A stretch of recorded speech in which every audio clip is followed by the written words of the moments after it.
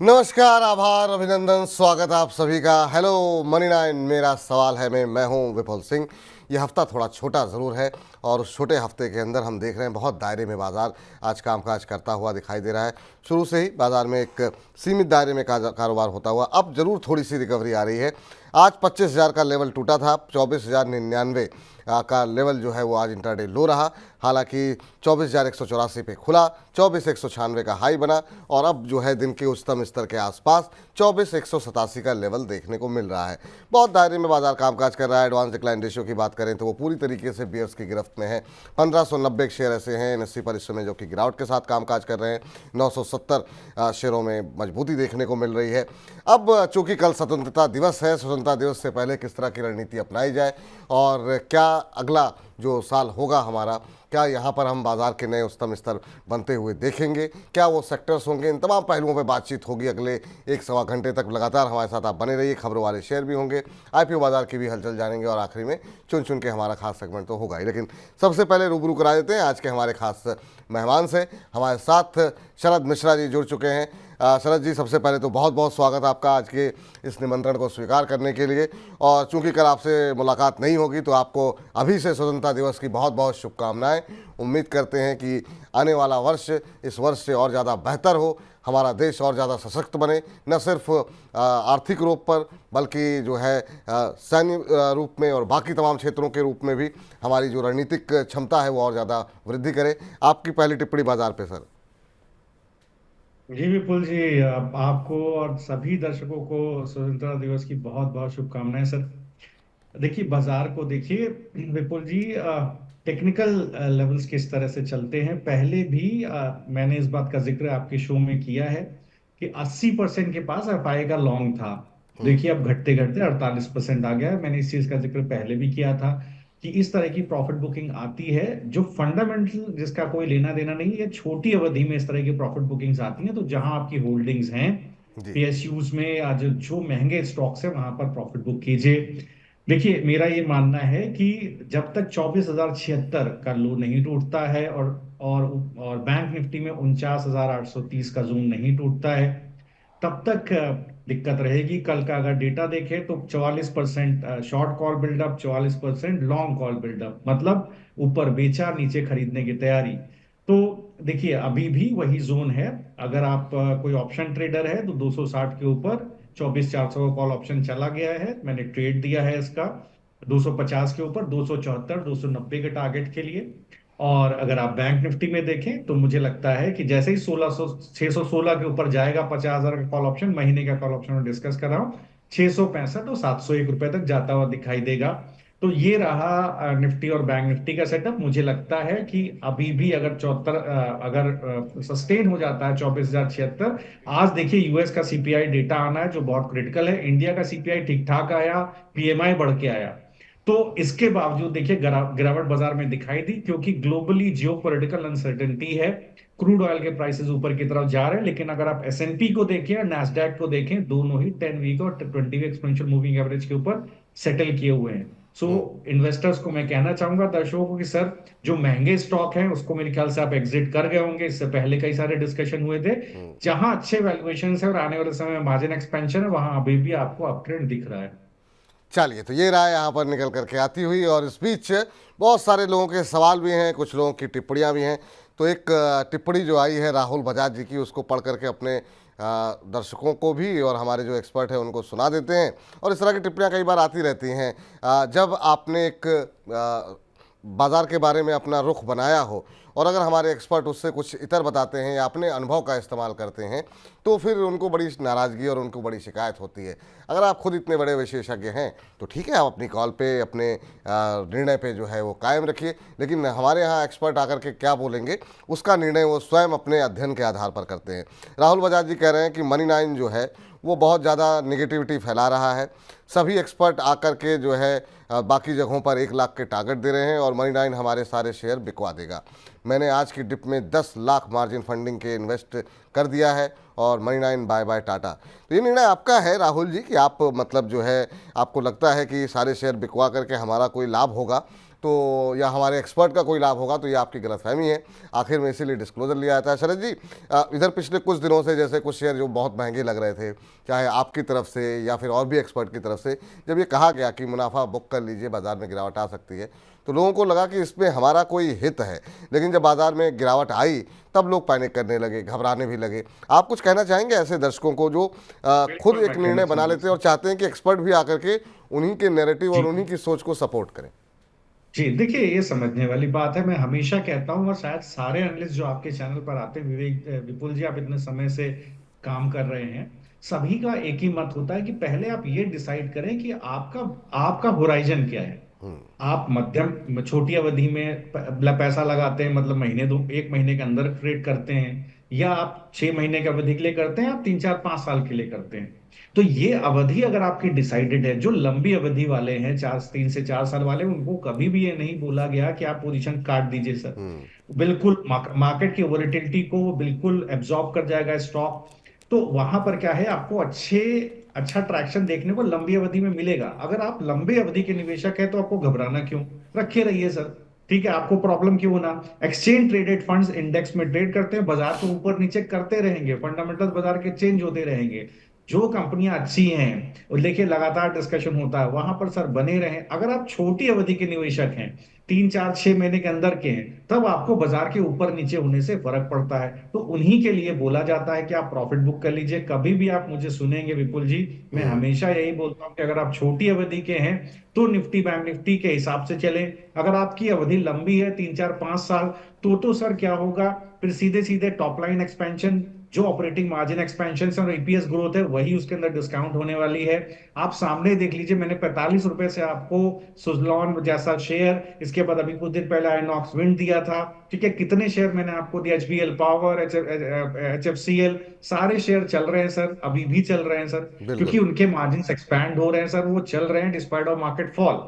तो देखिए, आपको सही स्टॉक में रहना चाहिए। हम लोग भी 10 से 8 बार सही होते हैं, 6 बार 7 बार सही होते हैं, 30 बार गलत हो जाते हैं सर, 3 बार गलत हो जाते हैं, वो सर बिल्कुल रहेगा। हम्म। लेकिन अगर आप लंबी अवधि के निवेशक हैं, विपुल जी को फॉलो कर रहे हैं, मैं सारे दर्शकों को बोल रहा हूँ सर, इनको फॉलो कीजिए। इनके चैनल पे बहुत अच्छे एनालिस्ट आते हैं और सभी आपको अवधि के हिसाब से ही एडवाइस करते हैं। जी बिल्कुल। और जितने भी लोग, चाहे शरद जी हों या बाकी एक्सपर्ट हों, अपने अपने स्टार से अपना बेस्ट देने की कोशिश करते हैं ताकि आप लोगों की पूंजी जो है, पहली कोशिश होती है कि पूंजी बचाई जाए। क्योंकि कई बार ऐसा होता है कि बहुत लोग अपनी पूंजी खो देते हैं। तो बिल्कुल आप बॉटम पे खरीदें और टॉप पे बेचें, ऐसा थोड़ा सा मुश्किल हो सकता है सर। गौरव सचान जी हैं और गौरव जी का सवाल लेते हैं। आज के हमारे पहले दर्शक हैं। कह रहे हैं भाई साहब प्रणाम, आपको भी बहुत बहुत प्रणाम गौरव जी। कह रहे हैं REC 606, PFC 474 रुपये पे 100 शेयर ले रखे हैं, क्या दोनों होल्ड करूं लंबी अवधि के लिए या कोई एक निकाल दूं? तो पावर क्षेत्र पर ये बुलिश हैं और इन्होंने दोनों शेयर PFC और REC दोनों पे ही खरीदारी कर रखी है। PFC की अगर हम बात करें तो अभी 484 के आसपास ये शेयर चल रहा है और PFC इन्होंने लिए हुए हैं 474 पे। तो 10 रुपये पर शेयर का इनको यहाँ पर फ़ायदा हो रहा है। और वहीं अगर REC की बात करें तो REC में अगर हम देखें तो जो भाव 564 का चल रहा है और ये 606 पे लिया हुआ है। लंबी अवधि का नज़रिया है, लेकिन थोड़ा सा कंफ्यूज है कि कोई एक निकाल दें या फिर दोनों में ही बने रहें। आपकी राय सर? जी, तो देखिए, बिल्कुल आप बिल्कुल सर घबराइए नहीं। पहले भी मैंने आरईसी के ऊपर आपको जिक्र किया है, आरईसी का भी डिस्कशन किया है, पीएफसी का भी डिस्कशन किया है। अगर आप देखेंगे तो बेहतरीन परफॉर्मेंस है। Q1 का देखिए सर, क्या बेहतरीन परफॉर्मेंस कंपनी ने दिया था। ग्रोथ ट्रेजेक्टरी मेंटेन्ड है। सैंक्शन 24% दर से बढ़ता हुआ दिखाई दिया, डिसबर्समेंट 28% के दर से बढ़ता हुआ दिखाई दिया है। असेट अंडर मैनेजमेंट 17% के दर से वाई बढ़ता हुआ दिखाई दिया है। अगर आप पीएफसी को भी देखें तो देखिए कितना अच्छा बेहतरीन रिजल्ट्स कंपनी के हैं। तो देखिए, ये 8 और 10 के पीई वाले शेयर हैं। मैं बहुत पहले से, मेरे ख्याल से मुझे याद पड़ता है विपुल जी, 70 80 रुपए के भाव से डिस्कस हो रहे हैं 400 पर। फिर मैंने जून के मई मई के लास्ट में, जून के पहले वीक में आरईसी पीएफसी दिया था।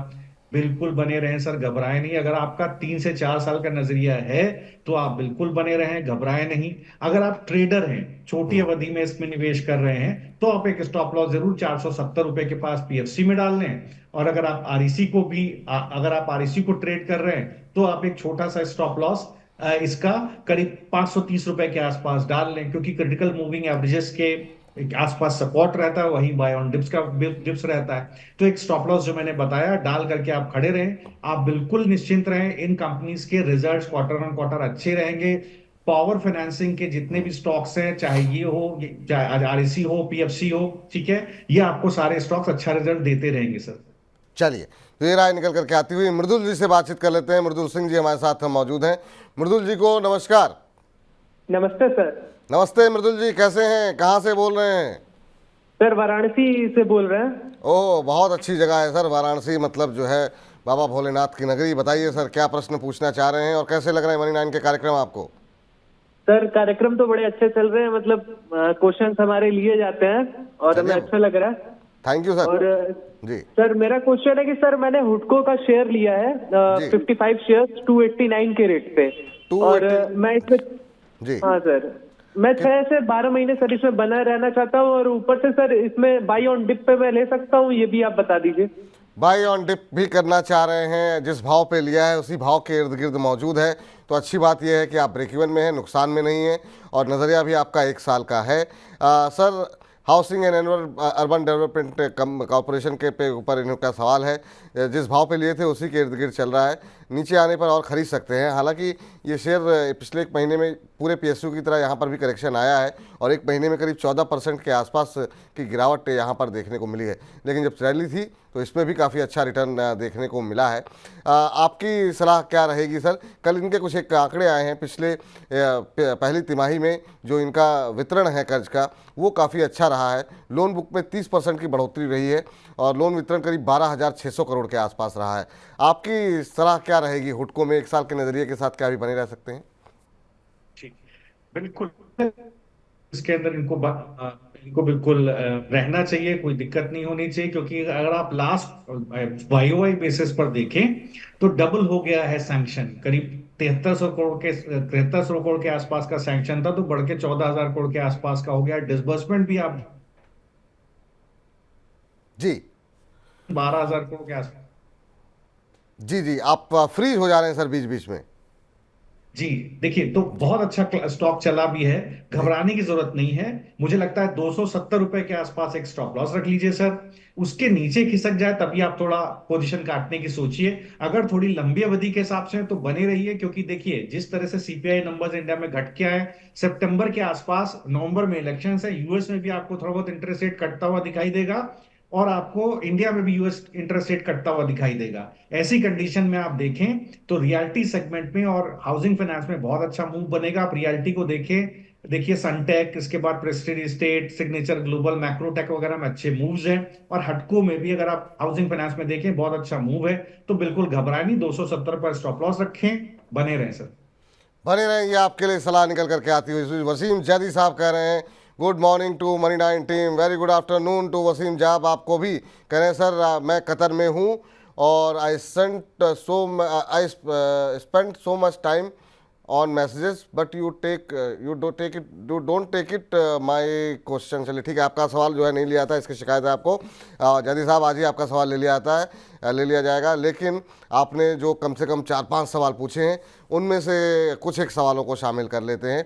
2 सवाल ले लेते हैं। एक तो एनएचपीसी और पीएफसी पे भी बात तो हो गई है, तो पीएफसी रहने देते हैं। और दूसरा एसजेवीएन पे हालांकि आप बजिंग में भी चर्चा करेंगे, लेकिन ठीक है, आपके 2 सवाल ले लेते हैं। आपने 4 सवाल भेजे। तो एनएचपीसी इन्होंने 90 पे ले रखा है सर, और एसजेवीएन 135 के भाव पर ले रखा है। एसजेवीएन को अभी हम बजिंग में भी डिस्कस करेंगे, लेकिन अभी फिलहाल के लिए बात कर लेते हैं कि क्या करना चाहिए सर। एनएचपीसी में हुआ क्या? अब ये सुस्ती इसकी कब टूटेगी?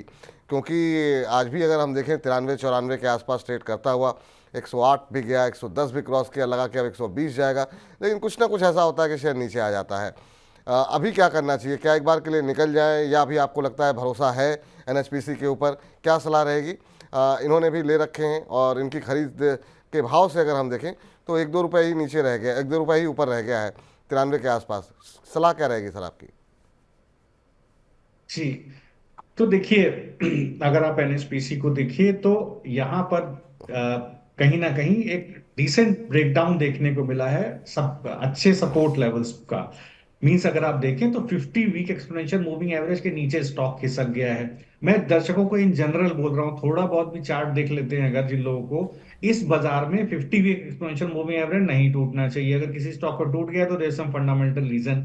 तो अगर आप स्टॉक से निकलना चाहें तो आप बिल्कुल निकल सकते हैं। अगर आप कहीं और एंट्री लेना चाहें तो मैं आपको पावर के, आप देखिए टोरेंट पावर के रिजल्ट बेहतरीन रहे हैं। आप देखिए सीएससी के रिजल्ट बहुत अच्छे रहे हैं। एसजेवीएन में क्या बेहतरीन, अभी भी बाय ऑन डिप्स का माहौल बना हुआ है। एनटीपीसी, पावर ग्रिड, ये 5 स्टॉक है जिसमें से आप पकड़ लें सर, जहां आपको ठीक लगे वहां निवेश कर लें। थोड़ा लंबा नजरिया रखें तो आपको ज्यादा फायदा होगा। मतलब अगर 6 महीने का भी रखेंगे तो इन पांचों में से कोई स्टॉक सिलेक्ट कर सकते हैं। एनएचपीसी में स्ट्रेंथ तब आएगी जब ये दोबारा 50 मूविंग एवरेज के ऊपर चलेगा।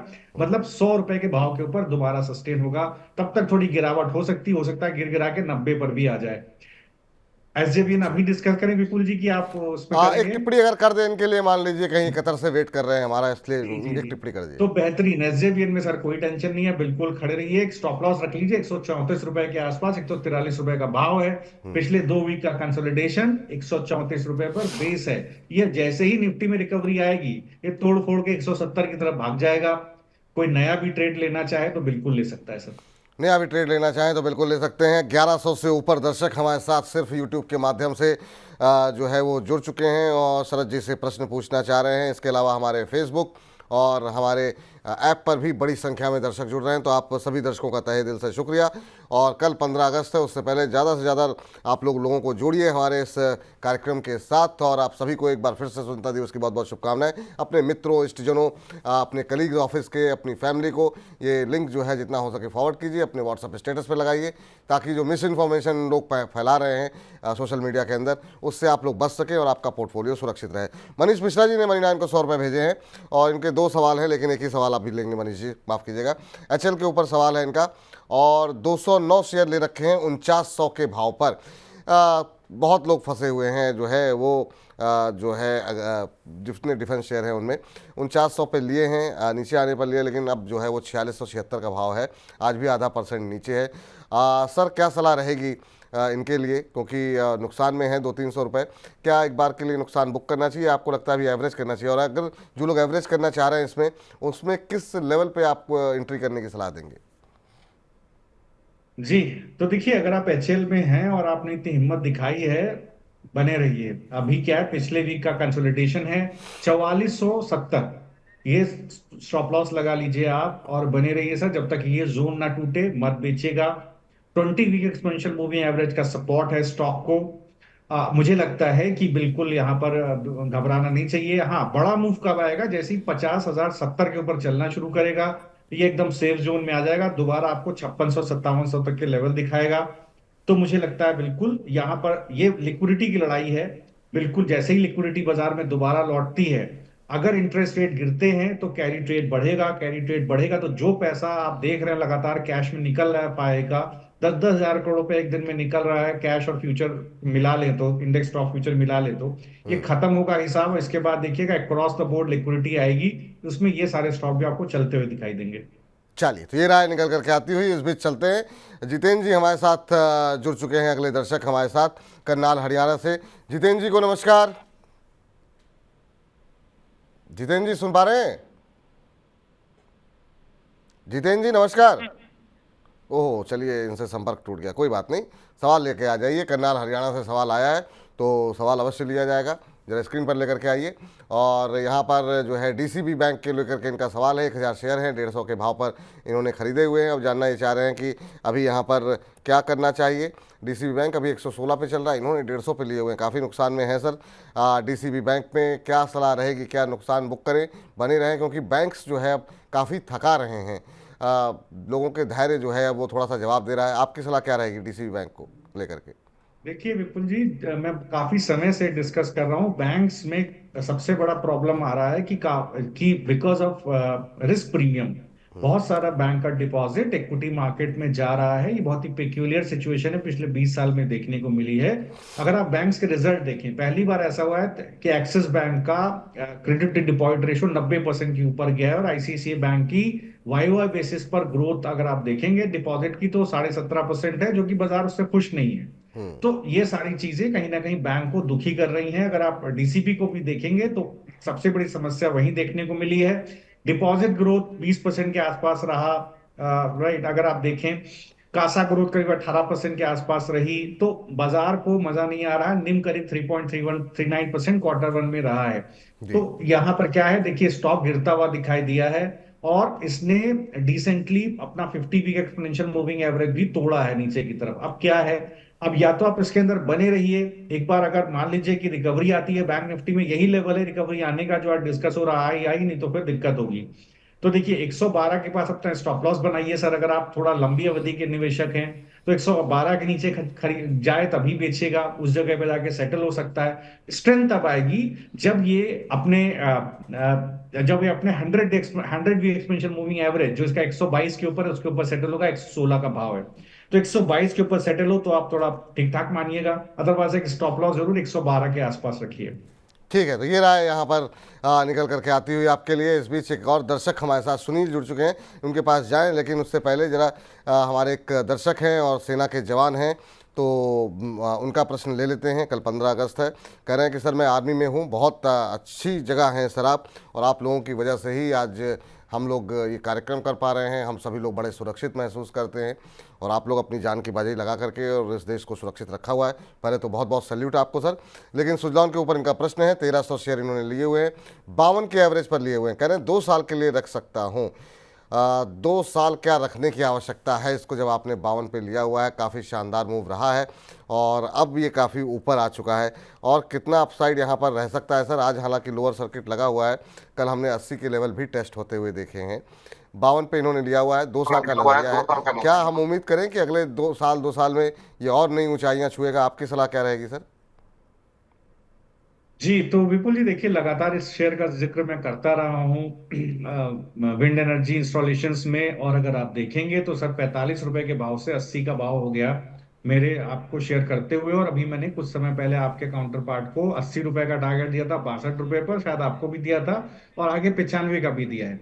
देखिए सर बेहतरीन रिजल्ट्स हैं। आप देखिए रेवेन्यू लगभग 50% वाई वाई बढ़ता है इस क्वार्टर में दिखाई दिया है। EBITDA मार्जिन लगभग आप कंसोलिडेटेड EBITDA देखें 86% बढ़ा है। लार्जेस्ट एवर ऑर्डर बुक है 3.8 गीगावाट का जून में, और इनको पूरा भरोसा है कि आने वाले समय में भी इनके मार्जिन्स बने रहेंगे। इंडिया का चौथा सबसे बड़ा विंड इंस्टॉलेशन का इनके पास इंफ्रास्ट्रक्चर है 46 गीगावाट का। तो ये देखिए बेहतरीन इनका जो है ट्रैक रिकॉर्ड है, 32% का मार्केट शेयर है। मुझे लगता है ये करीब इसका ईपीएस करीब 200 से 300% बढ़ेगा आने वाले 3 से 4 साल में, और ये शेयर 250-300 का भी हो जाएगा। तो इसको बिल्कुल होल्ड करिए। देखिए हम लोगों ने जेएसडब्ल्यू एनर्जी वगैरह को 50-60 रुपए से ट्रैक किया है, बीएचईएल 50 रुपए। आप देखिए भाव क्या है, जेएसडब्ल्यू ने 50-60 रुपए, आरईसी पीएफसी 80-90 रुपए से। देखिए जहां पर मार्जिन एक्सपेंशन होते हैं, ईपीएस ग्रोथ होती है, कंपनी का परफॉर्मेंस अच्छा होता है और बुक वैल्यू पर शेयर ट्रेड कर रहा होता है, वहां मार्जिन वहां पर बढ़ने का बहुत चांस होता है। बिल्कुल होल्ड कीजिए सर, 3 साल होल्ड कीजिए, 300 हो जाए फिर बात कीजिएगा। ये आपको ट्रिब्यूट है हम लोगों की तरफ से आपके हार्डवर्क के लिए सर। Thank you. चलिए, बहुत बहुत शुक्रिया सर, बहुत बहुत धन्यवाद आपका। चलिए अगले दर्शक हमारे साथ जुड़ चुके हैं। सर नमस्कार। सुरेश जी नमस्कार। हाँ नमस्कार सर। कैसे हैं सुरेश जी? सही हूँ। सही है आप? हम बहुत अच्छे हैं सर, आपसे बात करके और अच्छे हो गए। कहाँ से हैं सर? भुवनेश्वर से, उड़ीसा से आप बोल रहे हैं? मैं भुवनेश्वर। अच्छा, चलिए बहुत अच्छी बात है सर। क्या करते हैं भुवनेश्वर में? सुरेश जी क्या करते हैं आप? मैं ऐसे ही जॉब करता हूँ। जॉब करते हैं? उड़ीसा में। हाँ, बहुत अच्छी बात है सर, और आपकी जॉब सफल रहे। बताइए सर क्या प्रश्न है आपका?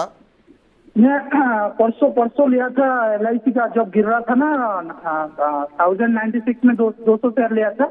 जी फिर जी इसको एवरेज करने के लिए 1082 में और 200 शेयर लिया था।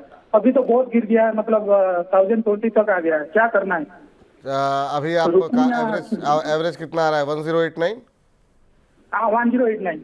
अच्छा, तो क्या सोच के लिया था, कितने समय के लिए? कम कम के लिए सोच के लिया था, जब गिर रहा था ना इसलिए ले लिया था मैंने। उसका हाई पॉइंट भी था 1224 या 1222 था, जी जी। इसीलिए ले लिया था मैंने। नहीं, आपने 4 महीने से वो बहुत ज्यादा ऊपर जा रहा था, इसलिए ले लिया था। अच्छा, नहीं, क्या सोच के लिया कि जैसे थोड़ा सा ऊपर जाएगा बेच देंगे, या फिर थोड़ा लंबा सोचा था कि 6-8 महीने साल भर रखेंगे? नहीं नहीं, उसको शॉर्ट टर्म के लिए ले लिया था। शॉर्ट पहले भी टर्म लिया के लिए, था, अच्छा। वो थोड़ा गेम हो गया था, इसलिए फिर शॉर्ट टर्म के लिए लिया था। चले ठीक है, शॉर्ट टर्म के लिए आपने लिया हुआ है। 1089 की खरीद है, आज भी करेक्शन में है, अब तो आपकी खरीद से काफ़ी नीचे आ गया है। शॉर्ट टर्म का लिए जब भी कोई शेयर लें तो एक स्टॉप लॉस जरूर रख लें, और या तो खुद अपने हिसाब से लगा लें या किसी एक्सपर्ट से पूछ के लगा लें। शरद जी, शॉर्ट टर्म के लिए लिया, इनको लगा काफ़ी ऊपर के बाद अब नीचे जा रहा है, तो जो है एंट्री ली जा सकती है। हो सकता है कल और ऊपर चला जाए तो हमको मुनाफा हो जाएगा, ऐसा हुआ नहीं है। इनके लिए कोई स्टॉप लॉस सजेस्ट करेंगे आप सर? जी, तो देखिए, अगर आप कंपनी का परफॉर्मेंस देखिए, total premium income Y basis पर 15% बढ़ती हुई दिखाई दी है। इंडिविजुअल न्यू प्रीमियम करीब 13% इंक्रीज हमें देखने को मिली है। परफॉर्मेंस वाइज रिजल्ट उतना खराब नहीं है। प्रॉब्लम कहाँ है? प्रॉब्लम यह है कि टोटल ग्रॉस एनपीए में थोड़ा सा डिटोरेशन देखने को मिला है। यील्ड ऑन इन्वेस्टमेंट बहुत अच्छा ट्रैक्शन नहीं है। तो ये यहाँ क्या होता है, इनको बड़ा कंपटीशन है एलआईसी को, HDFC life, ICICI pru life जैसे प्राइवेट प्लेयर्स से। तो ये स्टॉक के ऊपर कभी कभी भारी पड़ता है। डिस्पाइट ऑफ फैक्ट की कंपनी का परफॉर्मेंस ठीक ठाक है, हमें एक प्रॉफिट बुकिंग देखने को मिली है। ये प्रॉफिट बुकिंग का निफ्टी में थोड़ी गिरावट और रहती है, हो सकता है 900 रुपए तक भी स्टॉक को गिरा दे। तो अगर आप लंबी अवधि के निवेशक हैं तो बने रहें, बिल्कुल घबराएं नहीं सर। आप धीरे धीरे करके ये स्टॉक कहीं दोबारा 1300-1400 की नया हाई बनाएगा। लेकिन अगर आप 1.5 से 2 साल का व्यू रखेंगे, अगर आप ट्रेडिंग मेंटालिटी से हैं, तो आप एचडीएफसी लाइफ में चले जाएं। 690 रुपए, 687 रुपए का भाव है, एक अच्छा बेस है। 670 रुपए के आसपास ये धीरे धीरे हो सकता है निफ्टी सस्टेन करेगा, तो अभी आपको 720-730 का भाव दिखाएगा। और आईसीआईसीआई प्रू लाइफ भी देखिए अच्छा ऑलरेडी चल चुका है, बट एक 720 के पास, 715-720 के बाद बेस है। ये धीरे धीरे 750-760 की तरफ चला जाएगा। तो ट्रेडिंग पर्सपेक्टिव से हुआ है तो आईसीआईसीआई एचडीएफसी में चले जाइए, अगर लंबी अवधि के लिए है तो एलआईसी में बने रहिए। चलिए, तो ये राय आपके लिए निकल करके आती हुई। इस बीच जरा प्रेम कुमार जी कह रहे हैं कि सर आज तक नहीं लिया गया है मेरा सवाल, आज तो ले लो सवाल। सर आपका सवाल अवश्य ले लेंगे, लेकिन आपने जो 2 सवाल पूछे हैं ना, सीजल इंडिया और एमकोर फार्मा, इन दो कह रहे हैं कि आईपीओ में अलॉटमेंट हुआ था, अभी क्या करना चाहिए, 6 मंथ का व्यू है। प्रेम जी, आपसे एक निवेदन है, अगर आप कार्यक्रम में बने हुए हैं, क्योंकि अभी मैं आगे के सवाल लूँगा तो ये सवाल कहाँ जाएगा मुझे भी नहीं पता। आप जब हमारा आईपीओ का सेगमेंट होगा उसमें ये सवाल पूछ लीजिएगा, और शरद जी से हम जानने की कोशिश करेंगे कि ये दोनों शेयर जो लिस्ट हो चुके हैं इसमें आपकी राय क्या होगी। तो आप आईपीओ के सेगमेंट, अभी वहाँ के आईपीओ सेगमेंट हमारा जब होगा तो एक बार फिर से अपना सवाल पोस्ट कर दिएगा, और आपका सवाल अवश्य जो है इस कार्यक्रम में सम्मिलित किया जाएगा। चलिए, इस बीच डॉनियर को लेकर के लगातार सवाल आ रहे हैं, और कह रहे हैं कि राजेश मोंडल जी, हेलो विपुल सर, मेरे पास डॉनियर के शेयर हैं 184 के भाव पर, 149 के भाव पर लिए हुए हैं। अंशुल सर के कहने पर मैंने लिया था, स्टॉप लॉस हिट हो गया है, पर कोई बाय नहीं है। अभी स्टॉप लॉस हिट हो गया है, अभी इन्हें क्या करना चाहिए? सर स्टॉप लॉस हिट हो गया कोई बात नहीं, 10 कॉल दी जा रही है शरद जी की तरफ से भी, मान लीजिए, या किसी भी गेस्ट की तरफ से दी जाती है, तो अगर स्टॉप लॉस हिट हो गया तो हिट हो गया, उसमें फिर आप मतलब उसमें कोई इफ बट नहीं होना चाहिए। क्या सलाह रहेगी सर आपकी जब आप किसी की कॉल पे इनिशिएट करते हैं, अपना कोई पोजीशन बनाते हैं, तो स्टॉप लॉस और टारगेट दोनों का ही ध्यान रखना चाहिए? शरद जी, आपकी टिप्पणी क्या होनी चाहिए डॉनियर पर? जी, तो देखिए, अगर एक प्रॉफिट बुकिंग आ रही है, बिल्कुल अपने 10 वीक एक्सपोनेंशियल मूविंग एवरेज को स्टॉक ने तोड़ा है। हो सकता है गिरावट करीब 120 रुपए तक आपको आती हुई दिखाई दे। अगर ये ऑर्डर पॉजिटिव है लेकिन बेस थोड़ा नीचे है, इसका जो ब्रेकआउट जोन था वो 120 के आसपास ही था, देखिएगा 120 के आसपास सेटल करता है तो जरूर आप बनी रहिएगा। अगर 120 को नीचे की तरफ तोड़े तो आप जरूर पोजीशन, अगर आप चाहें तो काट सकते हैं, क्योंकि ये गिरावट हो सकता है 107 रुपए तक जाए। इसी सेगमेंट में आप देखें, ट्रेंड के रिजल्ट्स बहुत अच्छे आए हैं, तो ट्रेंड की तरफ अगर आप ध्यान देना चाहें तो ट्रेंड को जरूर आप एक बार प्ले कर सकते हैं। अगर आप ट्रेडिंग पर्सपेक्टिव से हैं, स्टॉक चल गया है, थोड़ा बाय ऑन डिप्स का व्यू रखें, गिरावट में खरीदें, इमीडिएट कूद कर मत खरीदें। 5770 के पास खरीदें, 5200 का स्टॉप लॉस रखें। और थोड़ा लंबा नजरिया रखें। देखिए जो स्टॉक चल गए हैं 10-10, 15-15, 20-20%, उसमें सर जंप करके मत खरीदें। हमेशा देखिए मैं कहता हूँ बाय ऑन डिप्स का व्यू रखें। लंबी अवधि में बने रहेंगे तो ट्रेंड के रिजल्ट बहुत अच्छे हैं। 7,000 भी पहुंच जाएगा, 6400 का स्टॉक है, 7500 का टारगेट है मेरा, लेकिन बाय ऑन डिप्स का व्यू बनाएं। चलिए, तो ये बाय ऑन डिप के साथ आप ट्रेंड पे जो है व्यू बना सकते हैं। और इस बीच 1300 से ज़्यादा दर्शक सिर्फ हमारे यूट्यूब के माध्यम से जुड़ रहे हैं। फेसबुक और ऐप के माध्यम से भी लगातार लोगों की संख्या दल बढ़ रहा है। तो ऐसे ही मनी नाइन के परिवार को और विस्तृत करते रहिए। तब तक हम जरा फटाफट जो है रुक कर लेते हैं हमारे खास सेगमेंट सौदा मुनाफिका का।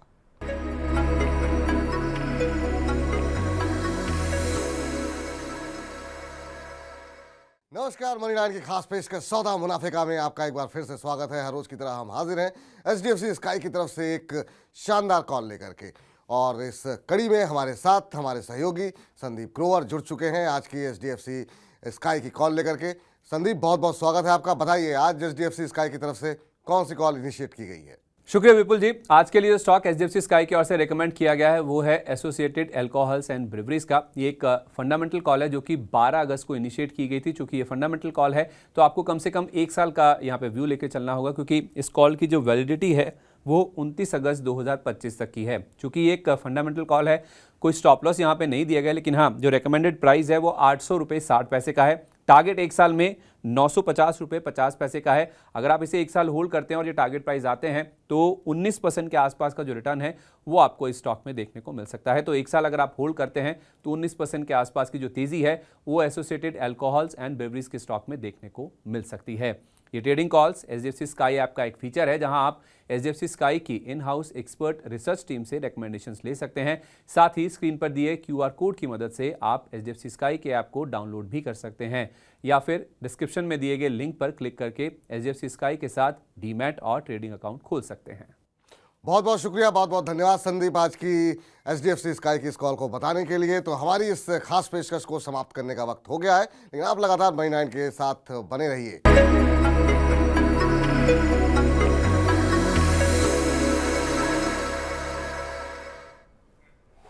चलिए, तो सौदा मुनाफे का ये खास सेगमेंट हमारा HDFC स्काई की तरफ से। और इस बीच चलते हैं अगले दर्शक के पास। हमारे साथ राजीव हैं, जमशेदपुर से जुड़े हुए हैं। राजीव जी को नमस्कार। नमस्ते सर। नमस्ते राजीव जी, कैसे हैं आप? जी सर, कैसे हैं? अच्छा हूँ सर। चलिए, ऐसे ही अच्छे रहिए। आपको स्वतंत्रता दिवस की बहुत बहुत शुभकामनाएं। आपको एक दिन पहले ही मिल जा रही है। जी जी जी, बताइए क्या सवाल है आपका सर? सर ये कोचिन शिपयार्ड का मैंने सर शेयर किए थे 2581 पर 20 शेयर, तो ये कॉल पे कॉल होता जा रहा है, 3 कॉल पर है। 2581 पे लिए हुए, फॉल पे फॉल तो हो रहा है, लेकिन आपने क्या सोचा हुआ है, कब तक आप होल्ड कर सकते हैं? शॉर्ट टर्म का व्यू है या लॉन्ग टर्म का व्यू है? 6 महीने का।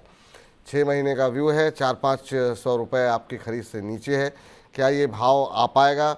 ये सब कुछ डिपेंड करता है कि बाज़ार में अगले जो महत्वपूर्ण ट्रिगर हैं उन पे जो है बाज़ार का रिएक्शन क्या होता है। क्योंकि अब मानसून को लेकर के, रूरल डिमांड को लेकर के अब अगले 4-5 महीने में ये तमाम चीज़ें रहेंगी। और ख़ास तौर से 4-5 महीने की अगर आप बात कर रहे हैं तो ब्याज दरों को लेकर के क्या कोई बदलाव होता है, उसका बाज़ार पे पॉजिटिव सेंटिमेंट पड़ेगा अगर यहाँ पर सकारात्मक चीज़ें रहती हैं तो। लेकिन अभी क्या करना चाहिए, शरद जी से पूछते हैं। शरद जी 2581 के भाव पर लिए हुए हैं, 2192 का भाव आ चुका है।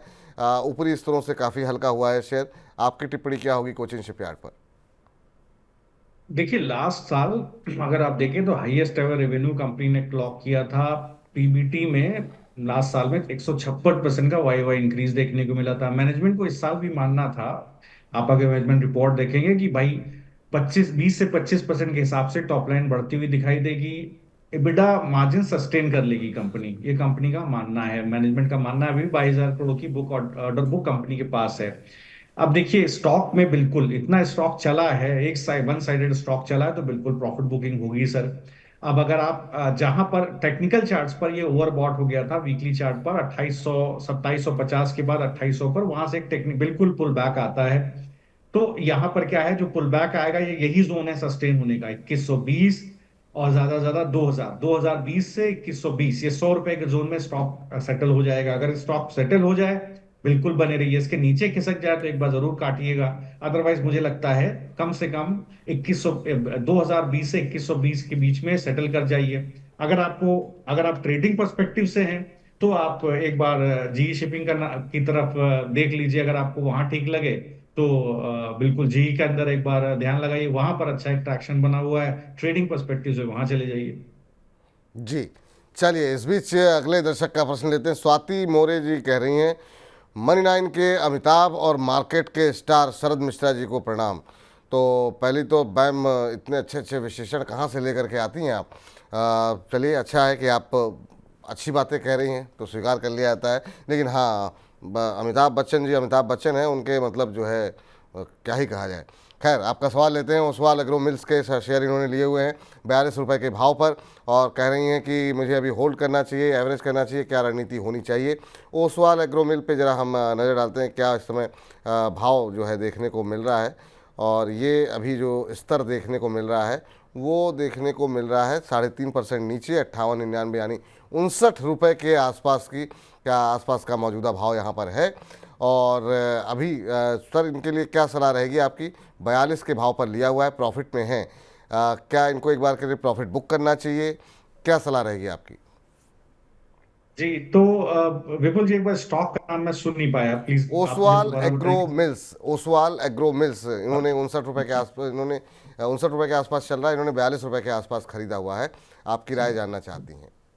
जी जी, तो देखिए, बिल्कुल मुझे लगता है कि टेक्निकल चार्ट्स पे अगर आप देखें तो बिल्कुल मैं फंडामेंटली ट्रैक नहीं करता हूँ। एक अच्छा चार्ट है, अगर आप देखेंगे तो जिसका प्रीवियस हाई था 58 रुपए, उसका इसने ब्रेकआउट दिया है। अब ब्रेकआउट दिया है तो ब्रेकआउट के थ्रोबैक्स आते हैं, वो लाजमी है। ये समझिए, कभी भी ब्रेकआउट शब्द आप सुने तो ये समझिए प्राइस ब्रेकआउट के बाद थ्रोबैक आएगा, थोड़ा गिरेगा, फिर सेटल होकर चलने की कोशिश करेगा। तो सेटल कहाँ हो सकता है? सेटल फिर देखिए, इसका जो 54 रुपए के आसपास का बेस है 54, वहां पर एक बार स्टॉक सेटल होते हुए देखिएगा। अगर उसके नीचे जाए तो आपको थोड़ा घबराने की जरूरत है, हो सकता है उस कंडीशन में 50 रुपए तक गिरे।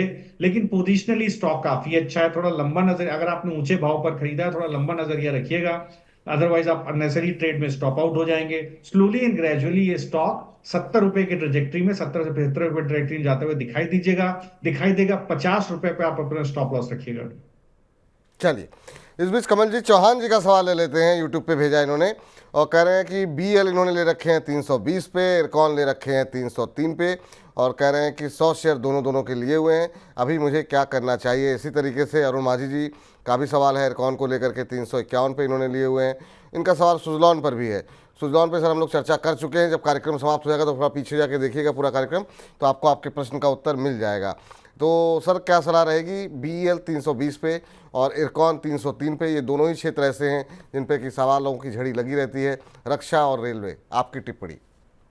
जी, तो देखिए, BL के अंदर आप एक ये देखिए कि बेस है 280 रुपए के आसपास, तो 280 का बेस बिल्कुल इसको कहीं ना कहीं सपोर्ट देगा, और वहां से दोबारा आपको एक बार स्टॉक चलता हुआ दिखाई दे सकता है। कंपनी के परफॉर्मेंस में कोई ऐसी खास दिक्कत नहीं है, टर्नओवर 20% बढ़ता हुआ दिखाई दिया है, PBT 47-48% की रेट से बढ़ता हुआ दिखाई दिया है, और पूरे साल का गाइडेंस भी रेवेन्यू का 15% के पास कंपनी का मौजूद है। एक ऑर्डर फ्लो 25,000 करोड़ का कंपनी को लगता है मुझे मिलेगा आने वाले समय में। तो टोटल ऑर्डर फ्लो अगर आप देखें 50,000 करोड़ का इस साल और अगले साल के लिए बिल्कुल इंटैक्ट है। तो साहब, ये मैं क्यों सब बता रहा हूं आपको, लंबी अवधि के लिए बने रहिए, इसलिए इतना सब रिसर्च करके बता रहा हूं आपको सर। ठीक है, आप देखिए बेस है 280 के पास, स्टॉप आउट अगर आप 280 के नीचे खिसकेगा तो आप स्टॉप आउट हो जाएंगे। थोड़ी और गिरावट हो सकती है क्योंकि वहां पर एक गैप है, वो 260 तक लेकर के चला जाएगा इसको, तो स्टॉप लॉस रख लीजिएगा। इरकॉन के पास आप देखिए तो इस कंपनी के भी रिजल्ट्स बहुत अच्छे हैं, थोड़ा गिरावट हो सकती है इसके अंदर, 250 रुपए तक जा सकता है। यहां पर क्या होगा, 250 के आसपास जाकर के अगर स्टॉक सेटल होता है तो आप बिल्कुल बने रहिएगा, ये दोबारा ऊपर की तरफ चलना शुरू करेगा। लेकिन 250 के पास एक बार जरूर स्टॉक को ऑब्जर्व करिएगा, अभी पोजीशन मत काटिए।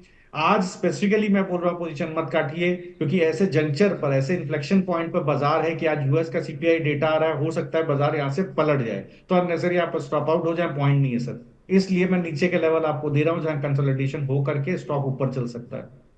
जी, चलिए, इस बीच हमारे एक दर्शक हैं और उन्होंने अपना नाम अच्छा लिखा हुआ है, P आलम के नाम से इन्होंने प्रश्न भेजा है, और आपकी फाज 03 के नाम से अपनी ID बनाई हुई है। कह रहे हैं, हेलो विपुल जी, अस्सलाम वालेकुम। वालेकुम अस्सलाम आलम साहब कह रहे हैं कोल इंडिया के शेयर लिए हुए हैं, 420 शेयर इनके पास हैं, 420 के भाव पर लिए हुए हैं, 100 शेयर इनके पास हैं। कह रहे हैं कि समय सीमा जो है वो मार्च 2025 तक की है और कह रहे हैं कि अभी मुझे क्या करना चाहिए कोल इंडिया के शेयरों पे, या क्या रणनीति होनी चाहिए। कोल इंडिया के शेयर पे नजर डालते हैं तो 506 का भाव देखने को मिल रहा है और इनकी खरीद का भाव जो है वो 420 है, तो 80-86 रुपये बन रहे हैं इनके। अब मार्च 2025 तक होल्ड कर सकते हैं, क्या अभी होल्ड करके रखना चाहिए सर? बिल्कुल होल्ड कीजिए सर, कंपनी का बेहतरीन परफॉर्मेंस है और मुझे लगता है बिल्कुल इसको होल्ड करना चाहिए। अगर आप पावर डिमांड को देखेंगे तो वहां पर भी एक बहुत अच्छा ट्रैक्शन देखने को मिला है। तो इनको लगता है कि यहाँ पर आने वाले समय में भी एक बहुत अच्छा ट्रेंड बनेगा।